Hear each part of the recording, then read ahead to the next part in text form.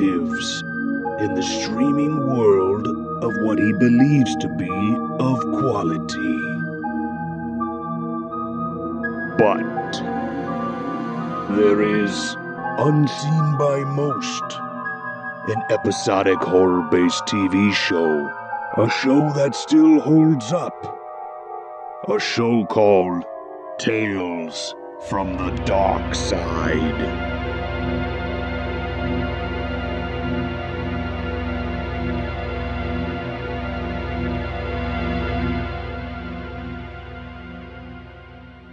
Have you ever wondered how all those bestsellers get published?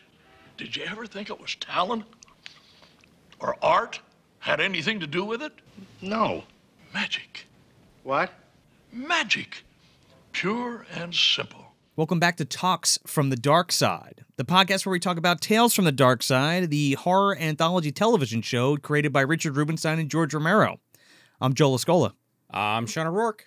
And I'm Chris Barr. Today we're talking about Printer's Devil, directed by John Harrison, written by Ron Goulart and John Harrison, with an original air date of February 2nd, 1986. This episode is obviously brought to us by the great man, John Harrison himself. Yes, it seems like he once checked again. a lot of boxes on this one, writing, directing, and I'm sure he did the music in some capacity.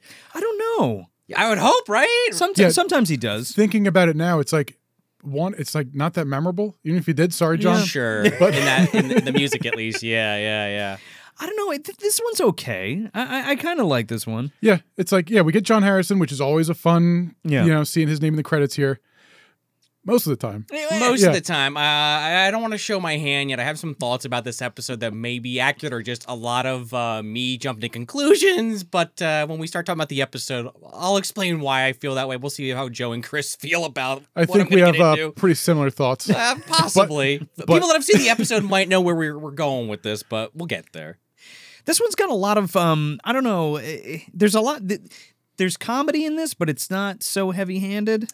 I feel like this next stretch of episodes are pretty on the more serious side, especially the ending of this. Yeah, it's like this is the last one we have that's like even has some jokes here and there. Yeah. But the next few we have after this make up for All the laughs that we've been having. Yeah. exactly. Yeah. I was gonna say, without putting the cart before the horse, I think this is definitely a comedy episode, and the fact that you're saying that, maybe it just doesn't fucking work if you're not laughing that much. But this is 100% supposed to be a comedy episode. I just think it's a very dark comedy episode. A dark comedy, yeah, for sure. Especially the way that this writer, this lead character, gets put through the ringer. But before we get into that, I think Chris has that Fangoria description for us. Yeah, so every episode I'll read from the official Fangoria guide to Tales from the Darkside, and their official synopsis goes, an unpublished author turns to an unorthodox literary agent in hopes of selling his work.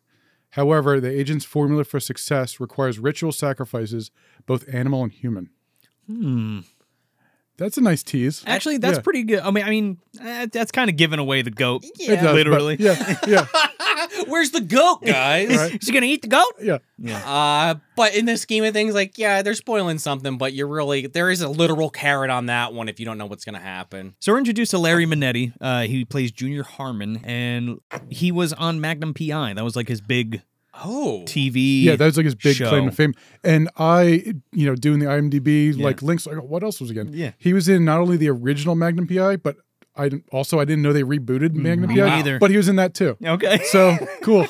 Good for you. Yeah. Was it a true reboot, though? Because just on that thought, I just kind of went through the original run of Columbo, and then I'm like on the 80s ones, and it's like clearly like, hey, this was really successful, let's bring it back, but it's like so different, it's like hard to wrap your head around, so I wonder if Magnum P.I., they were like, this show was popular, let's bring it back, but it's like so, if you know what I'm talking about, any Columbo fans out there. I feel like it's also...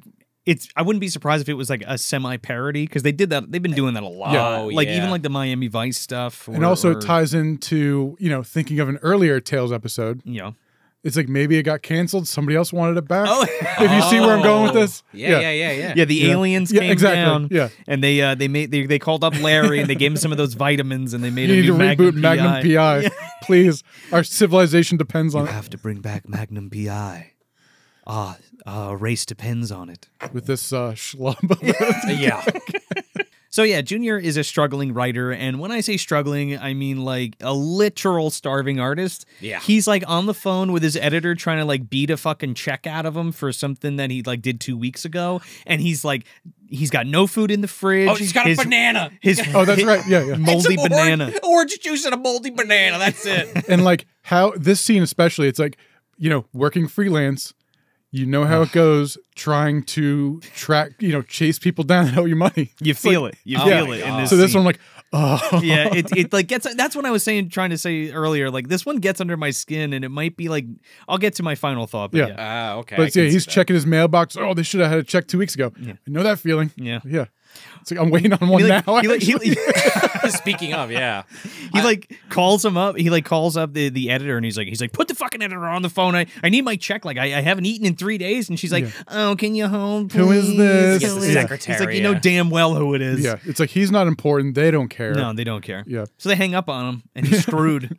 Well, and they kind of echo this radio commercial because when the episode starts, right before he goes to his refrigerator, it's playing as kind of a nod to the audience, like, oh, the sales guy that can fix all your problems, can sell all your shit. Yeah. But you're just like, again, as an audience member, you kind of see where this is going, but he kind of ignores it. Second time they play this ad, his fucking ears peak up. He's like, oh. Yeah, it's the birth of targeted ads right there. Yeah, quite We're literally. listening. Are you a struggling artist that doesn't have any money? You don't need to know how to write. Just come down here and we'll fucking sell your garbage. No problem. That's pretty much what That's it says. what he says. It's some Beetle ass juice shit where it's like, I'm watching you. I have all your list of problems right here. I'm just reading them off to you. This is absolutely not targeted at you, Mr. Writer. You wink, wink, wink. Charles Knapp will definitely eat anything you want him to eat. Exactly. You know how we do the jobs, especially as like independent contractor. You're doing all these jobs, but like the real goal in your life is to, in my case, is to do like movies. Yeah. Okay, Right? Yeah. Or even in yours.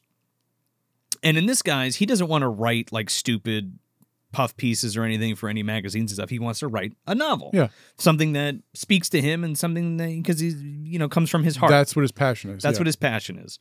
So he has this novel called Into the Void that he's been trying to publish, and he's been trying to get through to all these people. So he talks to this editor, just real quick, because I want to mention her because she comes back. Right. And he's like, oh, have you got a chance to read Enter the Void? And she's like, look, you need to get a publisher. And he's like, I can't get a manager until I get a publisher, and I can't get a publisher until I get a manager. I get a manager, yeah. And she's like, well, you fucked. Goodbye.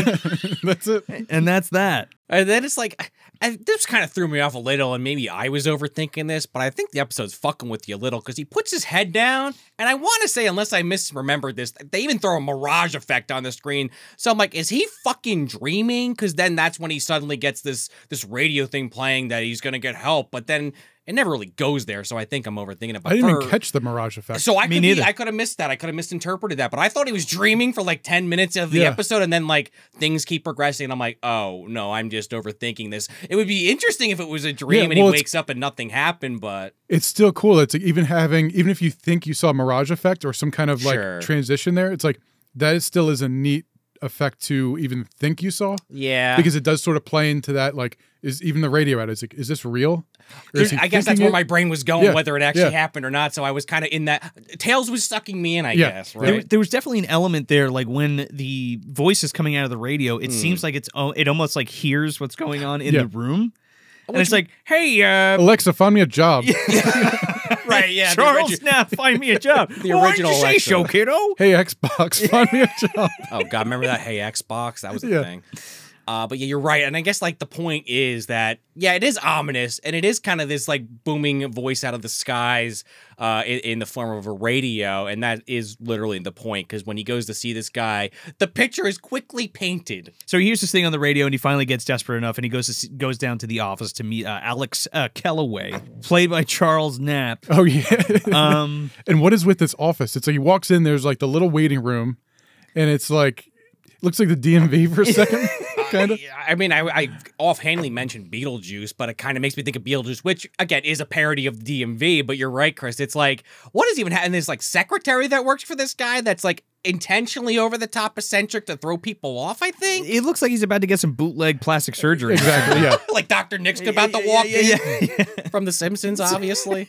Some cheap dentistry's about to go down. Yeah, he looks nervous. Like, did I come to the right place? And even like when that secretary woman comes out, Rosie, again, her attire just is throwing him off. She's like, "You're next." He's like, I think I came to the wrong place. Yeah, she looks like Cyndi Lauper or something. Oh, a little bit, yeah. But she looked at the thing. She's like, "You're next," or whatever. She brings him in, and Charles Knapp is there. Now, if you don't know who Charles Knapp is, I mean, if you're watching the video version, you'll see who he is. But Charles Knapp is the guy. I know him from Twilight Zone, the movie. He's the guy He's the guy on the plane with John Lithgow in the Nightmare at 20,000 Feet episode. And he's like the cop, and he's like when John Lithgow Did he steal the gun from? Yeah. Okay, yeah. When John Lithgow freaks out, he's like claustrophobia. He's like they'd rather see the plane crash to the ground. They'd rather fall to the ground and stay inside. That's the guy. So that guy saved John Lithgow's life because I'm pretty sure he holds on to him when he's hanging out the window. Well, he tries to shoot the fucking gremlin. Wow. Yeah, and he's been in a bunch of stuff, but Yeah, between that and he was also in The Dark Backward. That's another one. I didn't see that. That's a fun one. Yeah, I I'm never saw surprised that. you haven't seen it. I haven't seen it. That's I like haven't right seen in. everything. It's like right in. You might. know. It's probably on the shelf. There's still gems for me to discover. Yeah. Believe it or not, folks. So Charles Knapp is in there as Alex Kellaway, and like right off the bat, he's like, "Come on in here, Junior, my boy, sit on down." He is like an extremely large version of W.C. Fields. Yeah, exactly. bit, yeah. Just very exaggerated, like Yeah. over the top almost. He's like, "You want something to eat?" He's got this whole fucking smorgasbord in front of him, like different cheeses and grapes and shit and meat. and he's eating. I think every time we see him on like in a scene, He right? is like the epitome of like gluttonous. Yep. Oh, yeah. And greed. That they show him at one point straight up like Caesar with the fucking grapes laying on a Yeah. chair. It's like, oh my god. He's in his bed later with like a fur blanket over him and shit. And he's like, Jim, my boy, don't anybody tell you that there's that starving artist bullshit. Forget that stuff. He's like, that's just a way to say that they're mediocre and they can't hack it basically as artists. Okay. Because they're not getting jobs. Basically, he's like, he hands him his manuscript and he sits down. He's like, he gives him the End of the Void thing. He's like, all right. He's like, and he takes it, just fucking throws it away. And he's like, you're gonna write me a Western, okay? Yeah, just throws it. He doesn't care. He's like, oh, I need a Western. That's all. Yeah, and he's basically like, oh, I don't write Westerns or whatever. And he's like, I'm a real writer. I'm a real writer. Yeah.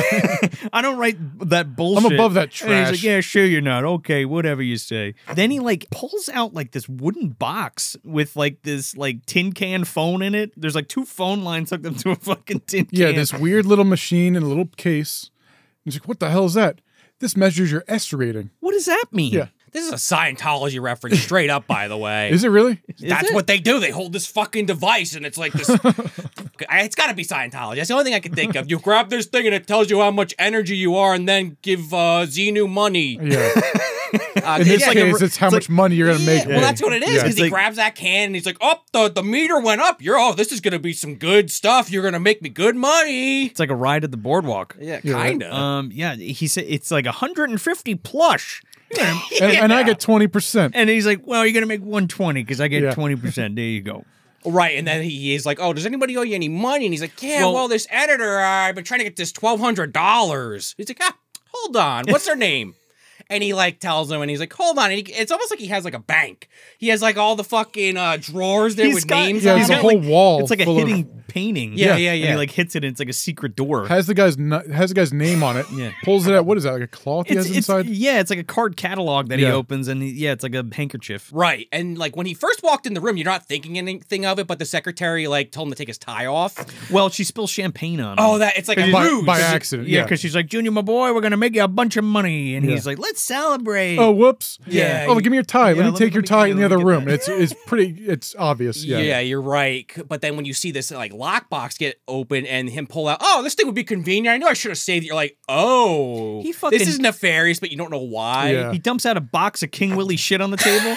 And there's like a Yeah. Little bone skull, and like a yeah. skull and Yeah, there is. like a baby doll that he uses for his like voodoo. Yeah. He's like it's magic, chum. This is how we do it. And he like wraps the doll in the scarf, and he calls his editor up.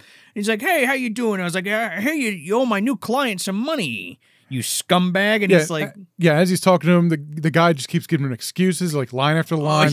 Oh, I'm gonna put it in the mail. I'll get it to him. I always pay my client. I always like- pay my clients. My daughter needs braces. Yeah. You know, it was a hard day at work today. Again, going back to like freelancing, Yeah. and, like independent work. It's like, how often do you hear that line? All the time. Just not the daughter needs braces. No. You know, never heard that one. but yet. some bullshit. I also like how I'm just gonna call him Harvey. Harvey makes his call and he's like, "Oh, it's 1,200." Like he doesn't say all this, but he's like, "Yeah, you owe him 1,500." Yeah. And the guy's like, got a look on his face, but it's like, no, he needs his 20%. So he's saying it's more than it actually is, Yeah. and he's hitting this fucking voodoo doll with this nail or this toothpick, or it's hurting the person on the line. Is the point? He's like, "How's your ulcer?" And he's like, "Oh, it's doing all right." And he like stabs him in the Oh, stomach. my He's like, ulcer. "Oh, my ulcer." It's He's like, "I don't want you to get a headache, bud." And he stabs the fucking doll right in the head, and he's like, "Oh!" And he hangs up the phone on him. I think it's some of the funniest comedy in this episode is anything with these voodoo dolls, and especially just again, it's just like this cheap ass like rubber doll Yeah. that like you a can just baby buy doll. that you could get at the dollar store. I It's guess just it doesn't. funny. I guess it doesn't matter, right? You just Nah. need the personal effect. Yeah, to and go on wrapping. it. It's like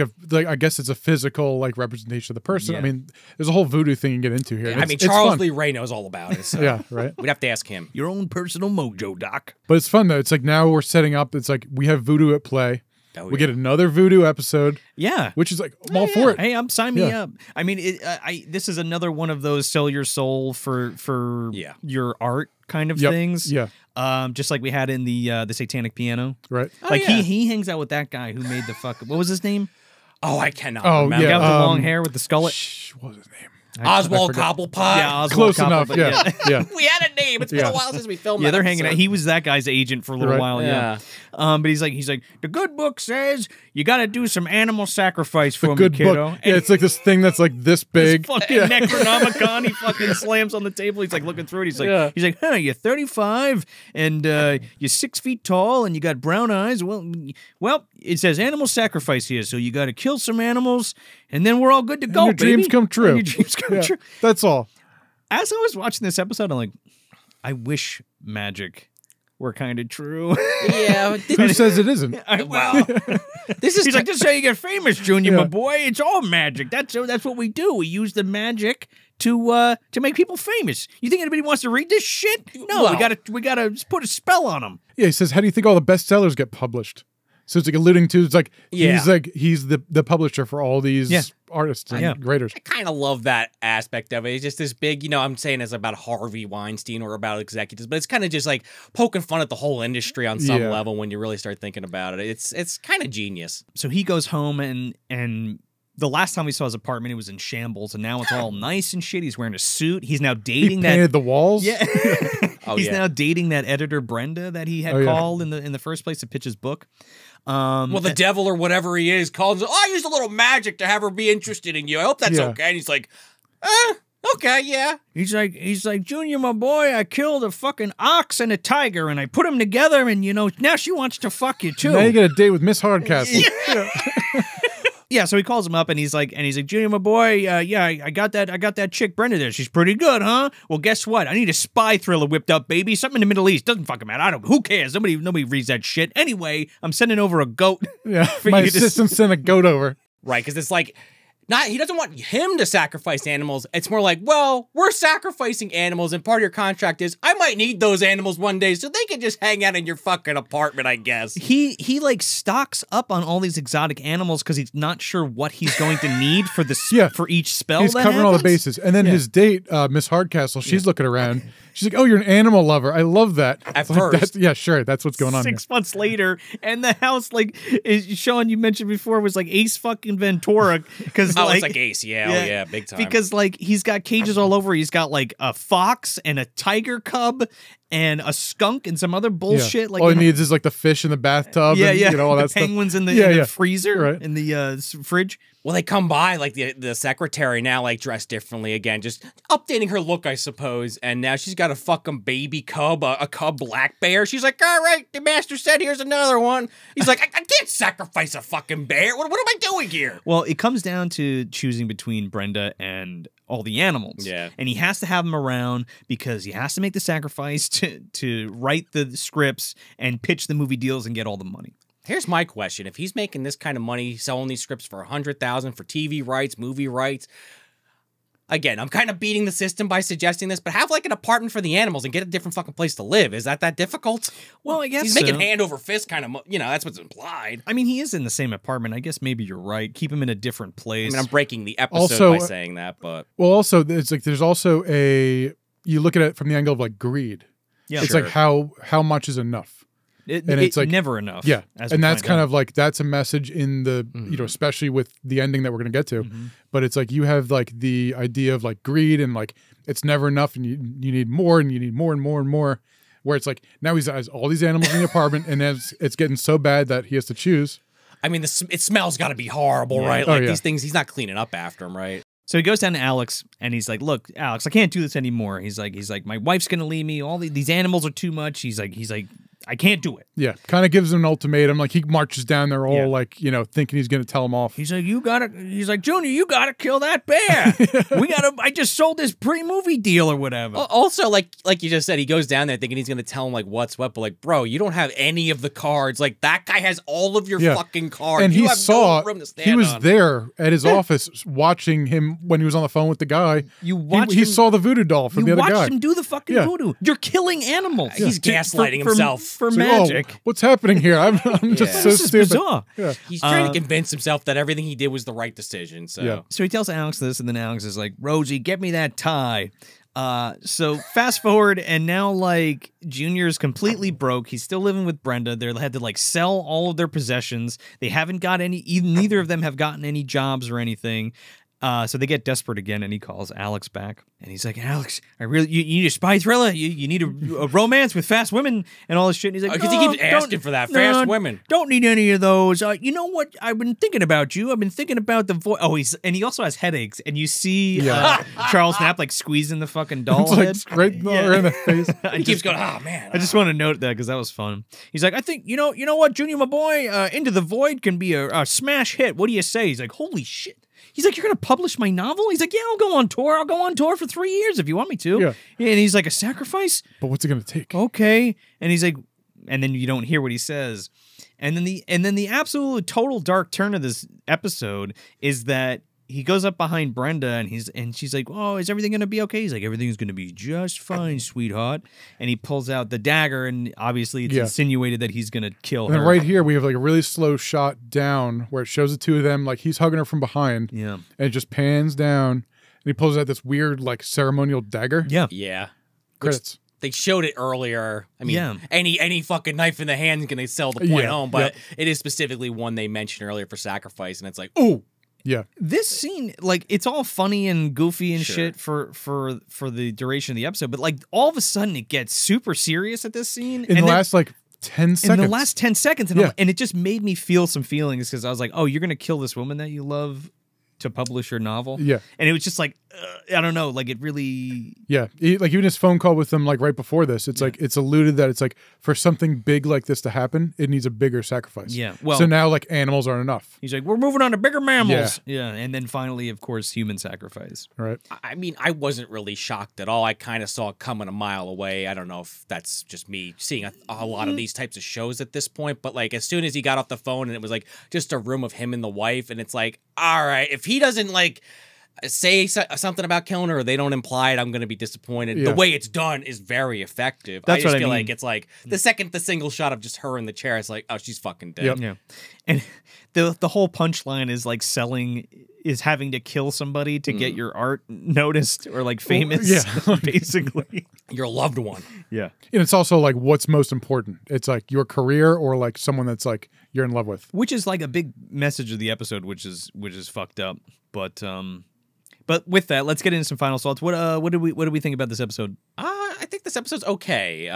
There's a lot about it I like, but I don't love it. I mean, it's a pretty good episode. It's like right in the middle of the road for me. I like the psychological elements of this episode, like the way that this executive or whatever you want to call him, this devil in disguise, is fucking with this guy.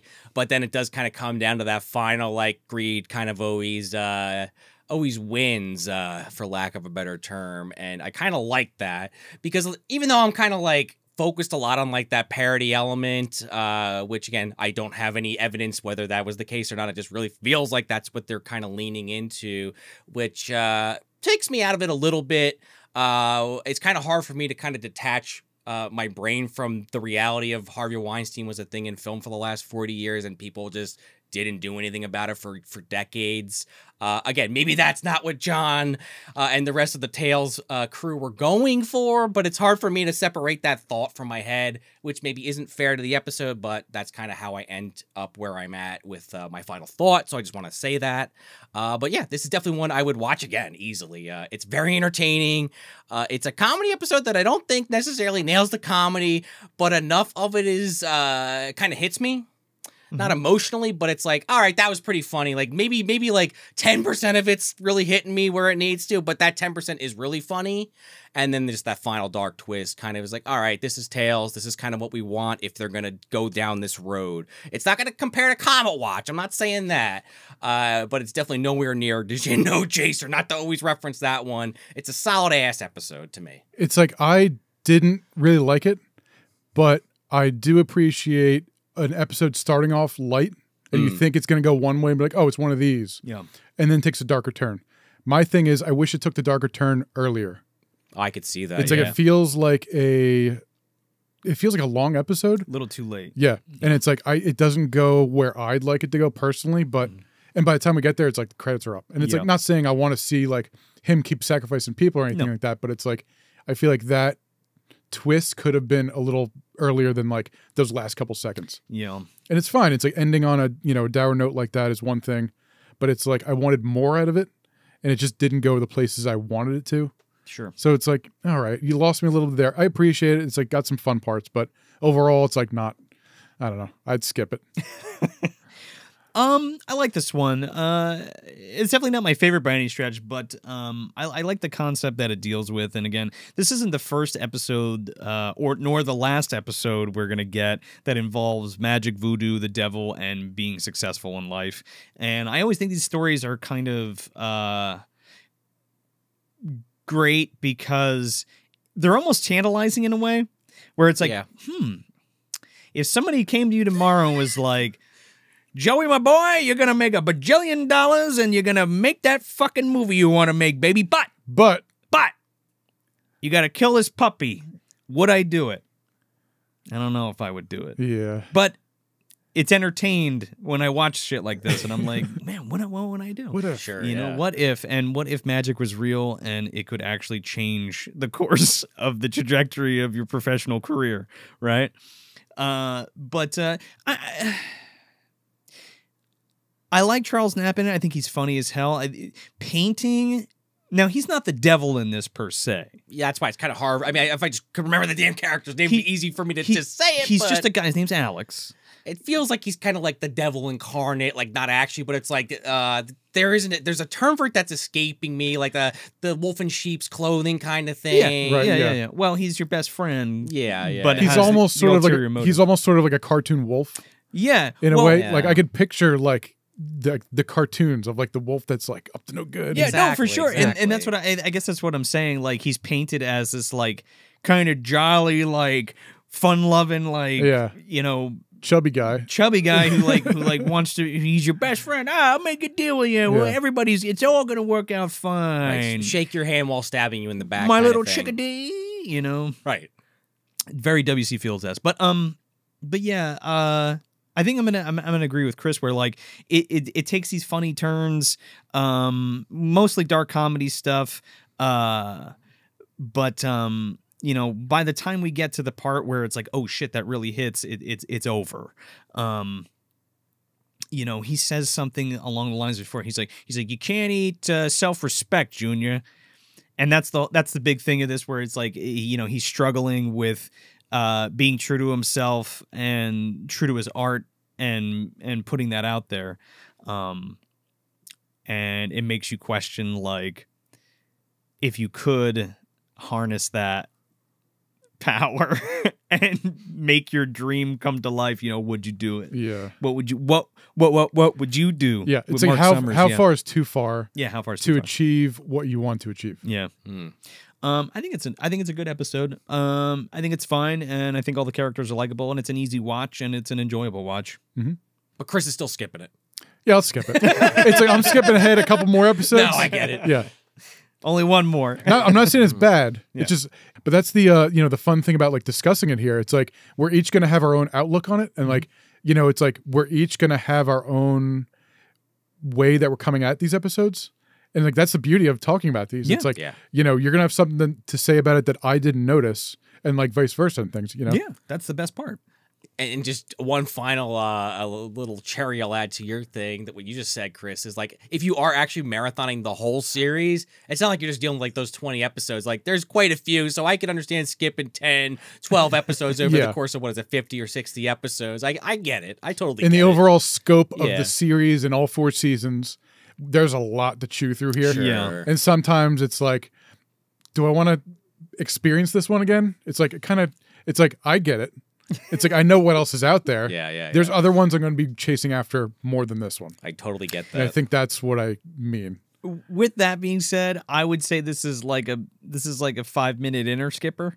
Okay. Where it's you like give up on it where after you're a few watching it, minutes. you're like, yeah, I know what it is. Okay. Yeah, like it's this one. Yeah, it's this one. But if you haven't seen it, I think there's value here to see it as part of the series. Sure, absolutely. I mean, if you haven't seen any of these, you should watch them all. And of course, your own absolutely. Once, yeah. And that's the beauty of this series and in anthology series as a whole. It's like there's always something. Every episode is a different spice. So it's like there's all sorts of things here. I know we always say it, but that's the fun of anthologies. It's like there's always a different story. You get all those different flavors, man. Yep. But yeah, man, do you have some Midnight Madness stuff coming up? Yes, lots more Midnight Madness up ahead. We're doing them about every 2 weeks now over at the Basie Center Cinemas in Red Bank, New Jersey. So if you're local, come on by. You've been at a couple times. You know what it's all about. Oh, it's great. You're going to have a great time. Doing, quad feature. Got 4 movies going, so you get to pick your poison and see some wild movies. Yeah, man. Where can they find all the information about Midnight Madness? Yeah, so follow me on Instagram at tape_hell and see what I got coming up for Midnight Madness. Yeah, man. And you got a show coming up on Saturday, March 16th at 10 p.m. A little bit of a St. Patty's Day lineup here. You got Rawhead Rex, Subconscious Cruelty, Leprechaun, and Begotten. You can go full St. Patty's Day with a Rawhead and Leprechaun double feature, or you can go super dark with Subconscious Cruelty and then lighten it up with some Leprechaun, or do some Rawhead Rex and then fall into the void with Begotten. It's a hell of a lineup, and it's so fun to pair all these different films together all the time for these shows. So grab your tickets now from Basie Center Cinemas on 36 White Street in Red Bank, New Jersey, and we'll see you there. So yeah, that's it. That's Printer's Devil. Let us know what you thought about this episode in the comments, but until next time, I'm Joel Escola. I'm Sean O'Rourke. And I'm Chris Barr. Tales from the Darkside is always there, waiting for us to watch it, waiting for us to hit play. Until next time, try to find it on DVD and watch along with us.